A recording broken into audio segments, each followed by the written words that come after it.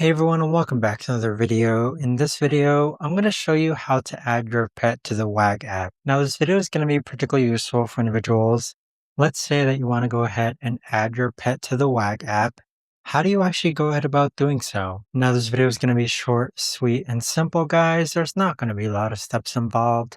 Now, in order to do this, what you're first going to do is log on to the WAG app. Next, go ahead and click on Account on the bottom right-hand corner.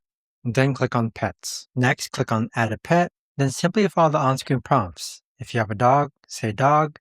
Then this is where you can enter your pet's details, such as its name, gender, whether it's spayed or neutered, and its weight. But there you have it, guys. That right there is the best and easiest way that I know of to actually go ahead and add your pet to the WAG app. If you guys know of a better or easier way to actually do this, let me know in the comments down below. I would love to know. Thanks so much for watching, everyone, and I'll see you guys all in the next video.